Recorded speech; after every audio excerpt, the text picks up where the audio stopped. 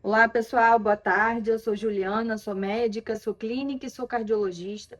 E hoje eu queria gravar um outro vídeo sobre um tema tão importante que é a obesidade.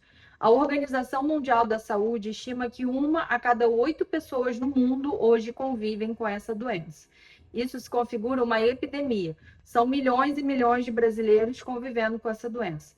E, infelizmente, a gente ainda vê muito preconceito por parte da sociedade, por parte, inclusive, de muitos profissionais da saúde, né? Mas, na verdade, a obesidade, ela é uma doença e ela exige um tratamento, assim como pressão alta, diabetes e outras tantas doenças do nosso dia a dia. Então, como é que a gente classifica a obesidade? A gente classifica muito a partir do IMC, que é o Índice de Massa Corporal.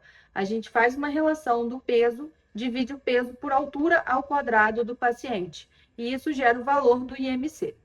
De 20 a 25 é um valor normal, de 25 a 30 isso configura sobrepeso, acima de 30 obesidade, que é classificada em 3 graus, de 30 a 35 obesidade grau 1, 35 a 40 grau 2 e acima de 40 obesidade grau 3 ou obesidade mórbida, tá? É claro que a gente vai levar em consideração alguns outros fatores, por exemplo, a composição corporal do paciente. Se ele tem um peso aumentado, mas às custas de muita massa muscular, não necessariamente aquela pessoa tem obesidade, né? Então, a composição corporal, quanto do peso é massa magra, quanto é gordura, isso vai ser levado em consideração também. E outro dado que a gente usa também é a cintura abdominal, que também é um dado ali a mais no diagnóstico da obesidade. Mas, de uma forma geral, o IMC é o principal dado que a gente usa, tá? E quando a gente está falando em obesidade, existem alguns padrões alimentares que os pacientes com obesidade geralmente têm um, dois ou até mesmo vários desses padrões alimentares. 3 padrões são os principais ali que a gente identifica. O primeiro é o cérebro faminto, ou seja, acontece uma desregulação nos mecanismos de saciedade. E aquela pessoa, ela come e não se sacia, então ela come mais do que precisaria, vamos dizer assim. Esse primeiro padrão, então, a gente dá o nome de hiperfágico. E nesses pacientes que têm esse padrão alimentar, eles são tratados com medicamentos como, por exemplo, o topiramato.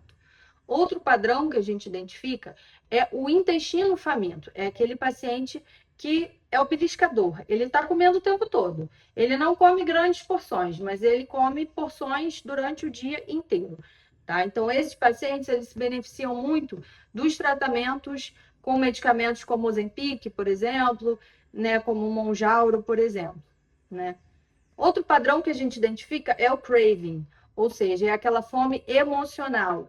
É o paciente que está estressado e aí ele quer comer, está com medo, ele quer comer, ele está ansioso, ele quer comer. E geralmente nesse padrão alimentar, como a gente tem essa associação ali com a nossa emoção, né? A gente busca alimentos hipercalóricos, aqueles alimentos que dão aquela sensação de recompensa, né? Então, são alimentos gostosos, palatáveis, que geralmente são muito calóricos. E quem tem esse tipo de padrão alimentar, esses pacientes podem ser tratados com medicações, por exemplo, a bupropiona. Então, percebam que Mounjaro ou Ozempic não é um tratamento único para a obesidade, né? Eu sei que essas medicações hoje em dia estão muito na moda, entre aspas, mas existem várias medicações que a gente usa para tratar a obesidade e muitas das vezes, em boa parte dos pacientes, a gente vai precisar combinar medicações, né? Porque às vezes uma medicação sozinha, ela não vai dar o efeito esperado que a gente gostaria na perda de peso, né? Então, é por isso que é tão importante também que o tratamento da obesidade seja multidisciplinar. Não basta um endócrino, um clínico tratando a obesidade, né? Precisa ter um acompanhamento de uma nutricionista para calcular exatamente as calorias, porque não adianta, o que emagrece é o déficit calórico. É uma conta matemática, você precisa gastar mais energia do que você está consumindo. Então, como é que a gente faz isso? Aumentando o gasto energético, ou seja, fazendo atividade física. Por isso é tão importante o acompanhamento de um educador físico nesse processo também, né? E comendo, ingerindo menos calorias. Então, a nutricionista vai ser importante nesse papel, né? Quem tem o padrão de hábito alimentar de craving, a fome emocional, é importante ter um acompanhamento de um psicólogo, até mesmo um psiquiatra, né, para manejar essas questões da fome emocional, os gatilhos emocionais que levam a pessoa a comer. Então, assim, é importante tratar essas questões também. Então, a mensagem que eu queria deixar aqui nesse vídeo, primeiro é que o tratamento da obesidade precisa ser multidisciplinar, né? Precisa envolver um educador físico, uma nutricionista, um psicólogo, um médico e, às vezes, até mesmo um psiquiatra, né? Às vezes, até mesmo mais um médico aí nesse processo. E que, apesar do Mounjaro, o Ozempic estarem super na moda, e são medicações espetaculares para o tratamento de obesidade, mas o tratamento ele precisa ser individualizado. É importante saber qual é o seu hábito alimentar, para poder o tratamento ser direcionado não só para resolver a obesidade em si, mas para resolver ali a fonte do problema, né? Vamos dizer assim. Então, é importante essa avaliação, tá?